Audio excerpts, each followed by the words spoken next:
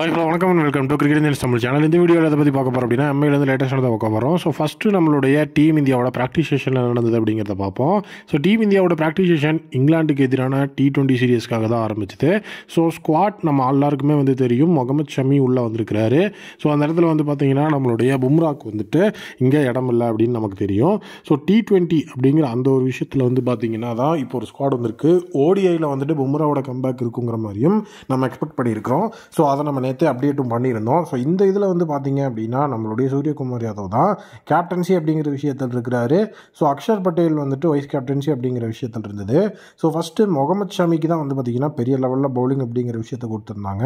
So Mohammed Shami versus Rinku Singh அப்படிங்கிற அந்த ஒரு மிகப்பெரிய பேட்டில் அப்படிங்கிறது அங்கே இருந்தது. ஏன்னா ரிங்கு சிங் ப்ரைமரியாக பார்த்தீங்கன்னா ஒரு ஃபினிஷர். ஸோ அது மட்டும் இல்லாமல் முகமது ஷமி நல்ல ஒரு கிளாரிட்டியான ஒரு டெத் பவுலர்.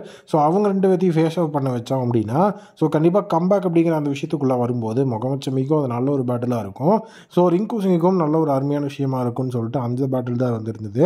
ஸோ அதுக்கப்புறம் தான் ப்ராக்டிஸ் செஷனுக்குள்ளே பார்த்தீங்கன்னா ஹர்திக் பாண்டியா, திலக் வர்மா இவங்கெல்லாம் ஒன்று ஒன்றா கொண்டு வந்தாங்க. ப்ராக்டிஸ் செஷன்லேயும் பார்த்தீங்கன்னா ஹர்திக் பாண்டியா வேறு லெவலில் மான்ஸ்டரான சிக்ஸஸ் எல்லாம் பறக்க விட்டுருக்கிறாரு.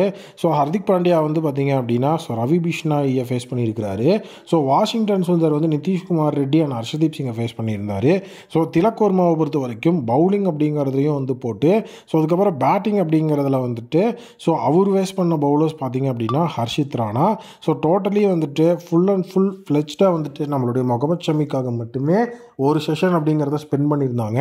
ஸோ அதுக்கப்புறம் தான் பார்த்தீங்கன்னா நிதிஷ்குமார் ரெட்டி ஓவர் போடுற மாதிரி விஷயம்லாம் இருந்தது. ஸோ ஸ்கை ஆப்ஷனல் ப்ராக்டிஸ் செஷனில் தான் இருந்தார். ஸோ கண்டிப்பாக நல்ல விஷயந்தான். ஸோ அடுத்தது பார்த்தீங்கன்னா நம்மளுடைய மும்பை இந்தியன்ஸ்லேருந்து பிளே ஆஃப்ஸ் டைமுக்கு ஒரு ப்ராப்ளம். ஸோ அதுதான் ரியான் ரிக்கில்டனோட அவைலபிலிட்டி. ரியான் ரிக்கில்டனை பொறுத்த வரைக்கும் நம்மளுடைய சவுத் ஆஃப்ரிக்கா டீமோட தரமான ஒரு விக்கெட் கீப்பர் பேட்ஸ்மேன். ஸோ இப்போ என்ன ஆகிட்டுருக்கு அப்படின்னு பார்த்தீங்கன்னா ஸோ IPL 2025 பிளே ஆஃப்ஸ் டைமில் பார்த்தீங்கன்னா வேர்ல்டு டெஸ்ட் சாம்பியன்ஷிப் அப்படிங்கிற அந்த ஒரு விஷயத்தில் இருக்கிற பிளேயர்ஸை கூப்பிட போகிறதா ஒரு விஷயம் வெளியே வந்திருக்கு. IPL 2025 முடிஞ்ச ஒரு 10 டேஸில் WTC ஃபைனல்ஸ் வரதுனால ஸோ IPL 2025 பிளே ஆஃப்ஸ் டைம்லேயே WTCயோட ப்ரிப்பரேஷன்ஸை ஸ்டார்ட் பண்ணி WTC ஃபைனல்ஸை வின் பண்ணணும் அப்படின்னு சொல்லி சவுத் ஆஃப்ரிக்கா இப்போ ஒரு மிகப்பெரிய முடிவில் இருக்கிறாங்க.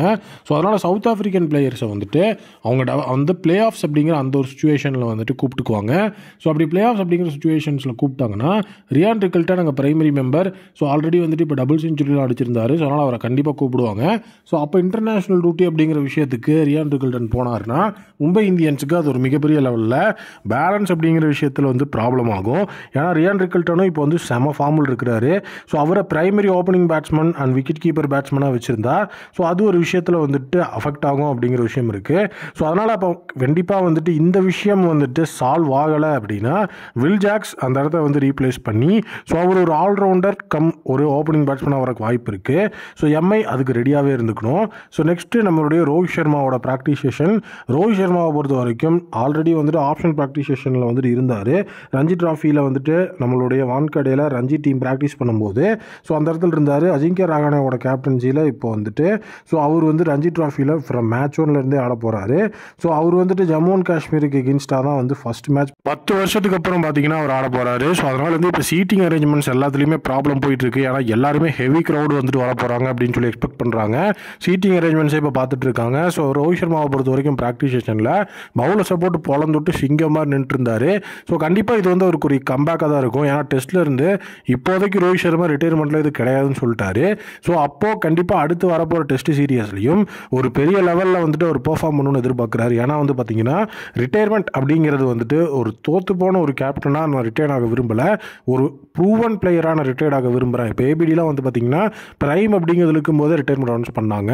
அந்த மாதிரி நான் ஒரு பிரைமில் இருக்கணும்னு விரும்புகிறேன். ஸோ T20லேயே பார்த்தீங்கன்னா ஒரு வேர்ல்டு கப்பை வின் பண்ணி கொடுத்துட்டு ஸோ ஒரு பிரைம் பிளேயர் தான் ரிட்டையர்மெண்ட் அனௌன்ஸ் பண்ணார். அந்த விஷயத்தை தான் ஒரு மற்ற ஃபார்மெட்லையும் எக்ஸ்பெக்ட் பண்ணுறாரு. சண்டிக்காக பார்த்தீங்கன்னா நம்மளுடைய ரோஹித் சர்மாவால் அது முடியும். ஸோ அவர் ஒரு வேறு லெவல் பிளேயராக உள்ள வருவார். நானும் அதை எக்ஸ்பெக்ட் பண்ணுறேன். நீங்கள் என்ன நினைக்கிறீங்க அப்படிங்கிறத கமெண்ட்டில் சொல்லுங்கள். ஸோ அடுத்தது பார்த்தீங்கன்னா நம்மளுடைய சூரியகுமார் யாதவ் ஹர்திக் பாண்டியாவை பற்றி ஒரு சில விஷயங்கள் இன்றைக்கி சொல்லியிருந்தார். ஸோ எனக்கும் ஹர்திக் பாண்டியாவுக்கும் பர்சனலாக எந்த விஷயமான ப்ராப்ளமும் கிடையாதுன்னு இன்றைக்கி ஒரு ஸ்டேட்மெண்ட் கட் பண்ணியிருந்தார். இவர் எதுக்கு இந்த ஸ்டேட்மெண்ட் இப்போ சம்மந்தமே இல்லாமல் கட் பண்ணுறாருன்னு பார்க்கும்போது சோஷியல் மீடியாவில் ஒரு சில விஷயங்கள் போயிட்டுருக்கு. ஸோ அதாவது வந்துட்டு அவரோட கேப்டன்சி, அதாவது ஹர்திக் பாண்டியாவோட கேப்டன்சியை தான் வந்து T20யில் ஸ்கை வாங்கிட்டாரு. ஸோ ஹர்திக் பாண்டியா ஸ்கைக்கு பிரச்சனை இருக்குது, ஹர்திக் பாண்டியா கேப்டன்சியில் ஸ்கை விளாட மாட்டேன்னு சொல்லிட்டாரு, அதனால தான் கேப்டன்சியை ஸ்கை கொடுத்துட்டாங்கன்னு ஒரு ப்ராப்ளம் போயிட்டு இருந்திருக்கு. அதுக்கு ரிப்ளை பண்ணுற விதமாக தான் இந்த இடத்துல ஸ்கை அந்த ஸ்டேட்மெண்ட்டை கட் பண்ணியிருக்காரு. ஸோ எனக்கு அந்த இடத்துல பார்த்தீங்கன்னா ஹர்திக் பாண்டியா ஒரு நல்ல ஒரு ஃப்ரெண்டு. ஸோ நாங்கள் நல்லாவே எங்களுக்குள்ள எந்த ப்ராப்ளம் இல்லாமல் தான் இருக்கோம், கேப்டன்சி விஷயத்துலையும் எங்களுக்கு எந்த பிரச்சனையும் கிடையாது அப்படிங்கிற ஸ்டேட்மெண்ட்டை கட் பண்ணியிருந்தார். ஆல்ரெடி இந்த மாதிரி ஒரு விஷயம் அவர் எம்ஐக்கு எகெயின்ஸ்டாக இருக்கிறாரு, எம்ஐலையும் கேப்டன்சி இஷ்யூ இந்த மாதிரி போயிட்டுருக்குன்னு சொல்லும்போதும் இந்த மாதிரி ஒரு விஷயத்தை அவர் சொல்லியிருந்தார். ஸோ எல்லா இடத்துலையுமே ஹர்திக் பாண்டியா வர்சஸ் அவருன்னு சொல்லிட்டு ப்ராப்ளம்ஸ் போயிட்டு தான் இருக்குது. ஸோ இது கண்டிப்பாக ஒரு எண்டுக்கு வரணும். ஸோ நெக்ஸ்ட் நம்மளுடைய ரிஷப் பண்ட் ஹர்திக் பாண்டியாவோட அந்த ஒரு விஷயத்தில் பார்த்தீங்கன்னா அவரும் இன்வால்வ் ஆகியிருந்தார். கேப்டன்சி அப்படின்னு சொல்லிட்டு டீமுக்கு எகெயின்ஸ்டாக நிறைய விஷயங்கள் போயிட்டுருக்கு. ஸோ அதை பற்றி என்ன நினைக்கிறீங்க? இப்போ நீங்கள் எல்எஸ்ஜியோட கேப்டனாக இருக்கிறீங்க, அதை பற்றி என்ன கேட்டதுக்கு அவர் எல்எஸ்ஜியோட கேப்டனாக நான் ஒருத்தரோட ஃபுட் ஸ்டெப்ஸை ஃபாலோ பண்ண போகிறேன், நான் ரோஹித் சர்மாவோட மிகப்பெரிய ஃபேன்ஸ், ரோஹித் சர்மாவோட லீடர்ஷிப்பை நான் லவ் பண்ணுறேன்.